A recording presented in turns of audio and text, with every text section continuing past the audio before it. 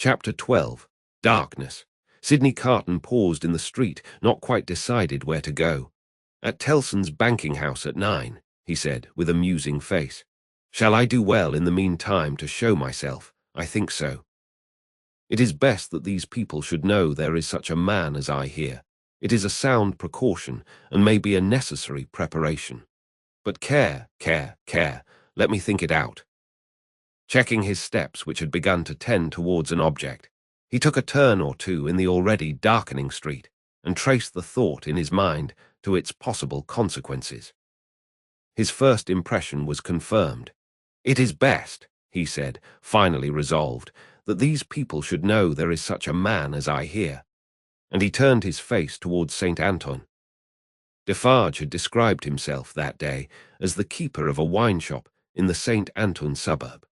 It was not difficult for one who knew the city well to find his house without asking any question. Having ascertained its situation, Carton came out of those closer streets again, and dined at a place of refreshment and fell sound asleep after dinner. For the first time in many years, he had no strong drink. Since last night he had taken nothing but a little light thin wine, and last night he had dropped the brandy slowly down on Mr. Lorry's hearth like a man who had done with it. It was as late as 7 o'clock when he awoke refreshed, and went out into the streets again. As he passed along towards St. Anton, he stopped at a shop window where there was a mirror, and slightly altered the disordered arrangement of his loose cravat, and his coat collar, and his wild hair. This done, he went on direct to Defarge, and went in. There happened to be no customer in the shop but Jacques III of the restless fingers and the croaking voice.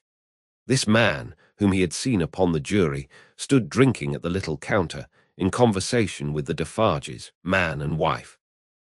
The Vengeance assisted in the conversation, like a regular member of the establishment. As Carton walked in, took his seat and asked, in very indifferent French, for a small measure of wine, Madame Defarge cast a careless glance at him, and then a keener, and then a keener, and then advanced to him herself, and asked him what it was he had ordered. He repeated what he had already said. "English?"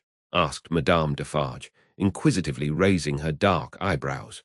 After looking at her, as if the sound of even a single French word were slow to express itself to him, he answered, in his former strong foreign accent, "Yes, madame, yes, I am English."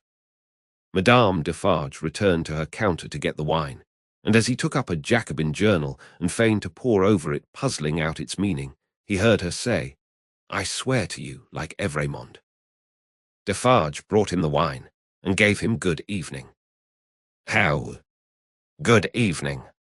"Oh, good evening, citizen," filling his glass.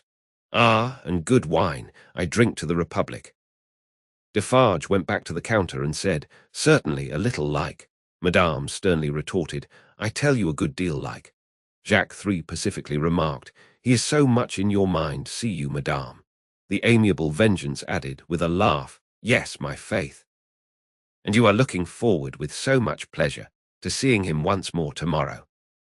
Carton followed the lines and words of his paper, with a slow forefinger, and with a studious and absorbed face. They were all leaning their arms on the counter close together, speaking low. After a silence of a few moments, during which they all looked towards him without disturbing his outward attention from the Jacobin editor, they resumed their conversation. "It is true what Madame says," observed Jacques III. "Why stop? There is great force in that. Why stop?" Well, reasoned Defarge, "but one must stop somewhere. After all, the question is still where." "At extermination," said Madame. "Magnificent," croaked Jacques III. The Vengeance also highly approved. "Extermination is good doctrine, my wife," said Defarge, rather troubled. "In general, I say nothing against it. But this doctor has suffered much. You have seen him today. You have observed his face when the paper was read." "I have observed his face," repeated Madame, contemptuously and angrily. "Yes, I have observed his face. I have observed his face to be not the face of a true friend of the Republic. Let him take care of his face." "And you have observed my wife," said Defarge, in a deprecatory manner. The anguish of his daughter, which must be a dreadful anguish to him. "I have observed his daughter," repeated Madame. "Yes, I have observed his daughter more times than one. I have observed her today, and I have observed her other days. I have observed her in the court, and I have observed her in the street by the prison. Let me but lift my finger," she seemed to raise it, the listener's eyes were always on his paper, and to let it fall with a rattle on the ledge before her, as if the axe had dropped. "The citizeness is superb," croaked the juryman. "She is an angel," said the Vengeance, and embraced her. "As to thee," pursued Madame implacably, addressing her husband, "if it depended on thee, which happily it does not, thou wouldst rescue this man even now." "No," protested Defarge. "Not if to lift this glass would do it, but I would leave the matter there. I say, stop there." "See you then, Jacques," said Madame Defarge wrathfully, "and see you too, my little Vengeance, see you both. Listen. For other crimes as tyrants and oppressors, I have this race a long time on my register, doomed to destruction and extermination. Ask my husband, is that so?" "It is so," assented Defarge, without being asked.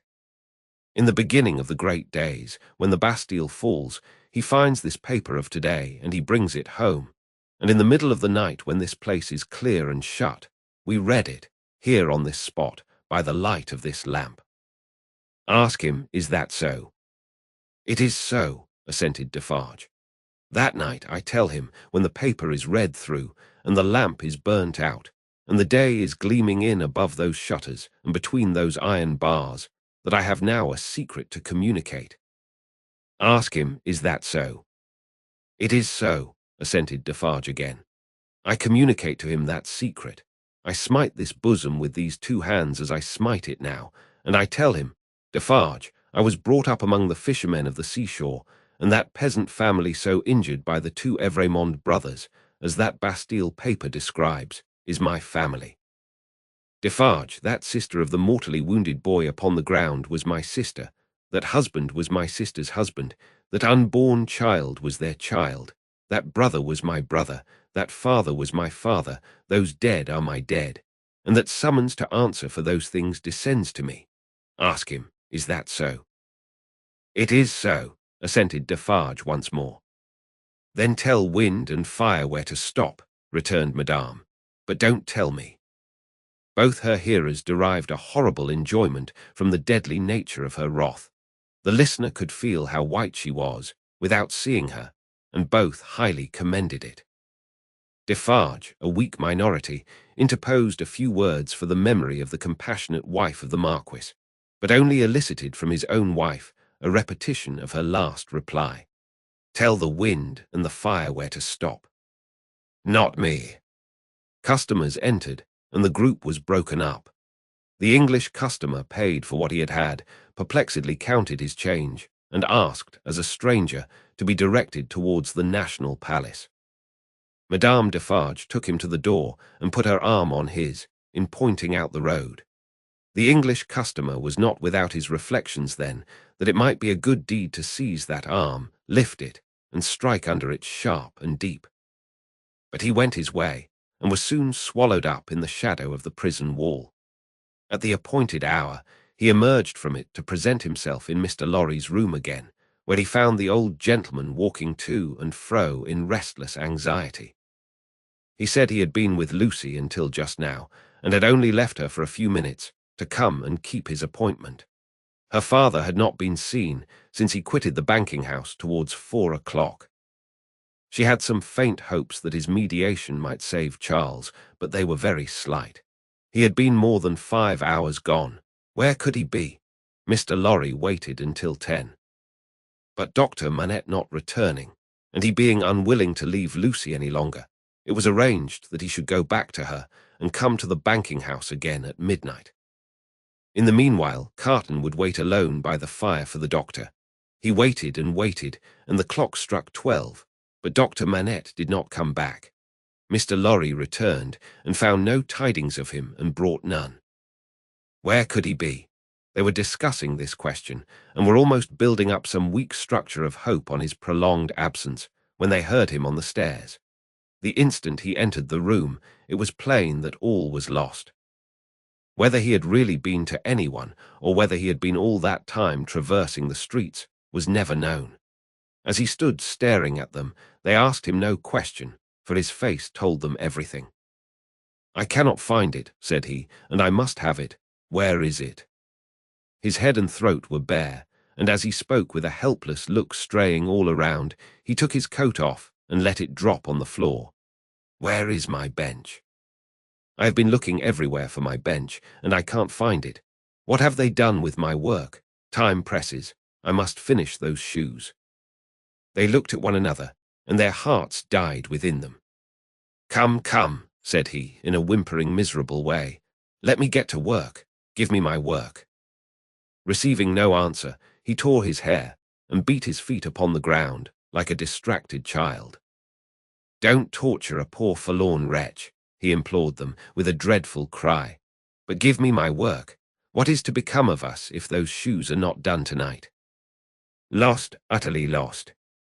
It was so clearly beyond hope to reason with him or try to restore him that, as if by agreement, they each put a hand upon his shoulder and soothed him to sit down before the fire with a promise that he should have his work presently.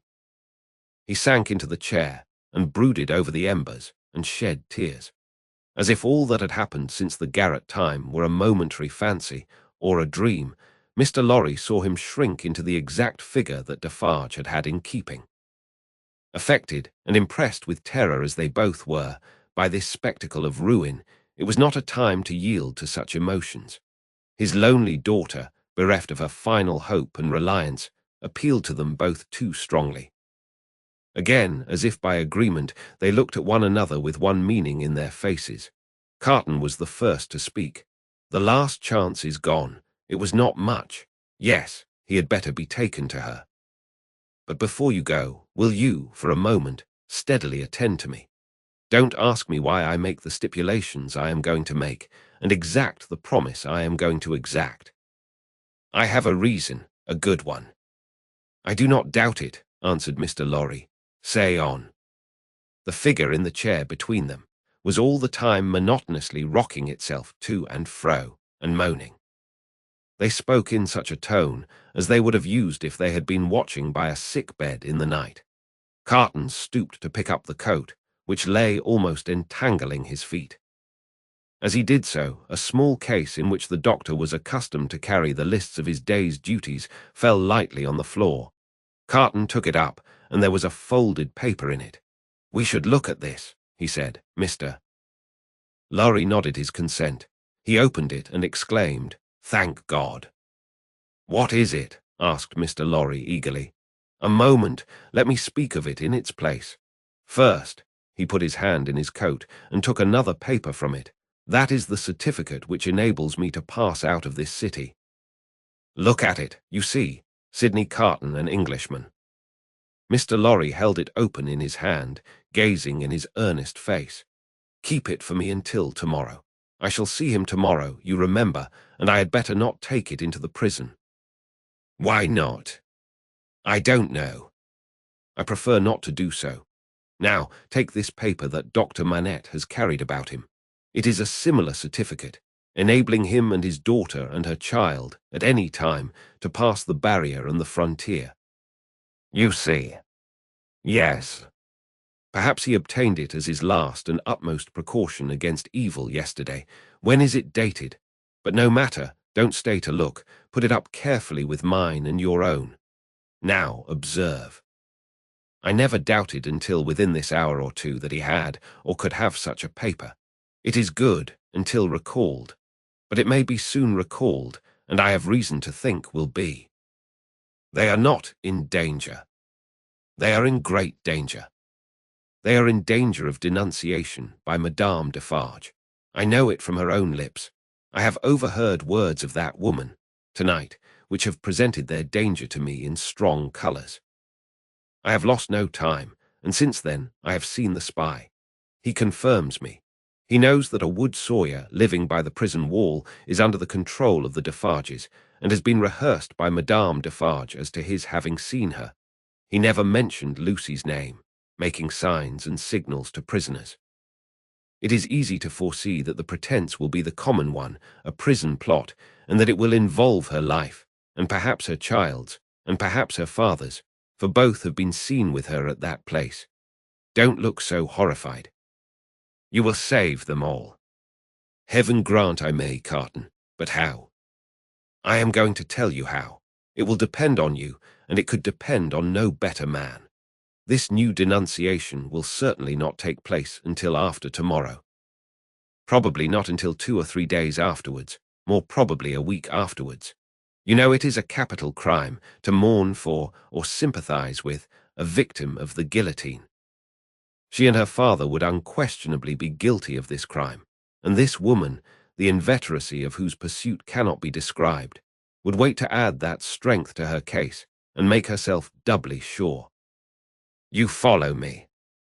So attentively and with so much confidence in what you say that for the moment I lose sight, touching the back of the doctor's chair, even of this distress. You have money and can buy the means of travelling to the seacoast as quickly as the journey can be made.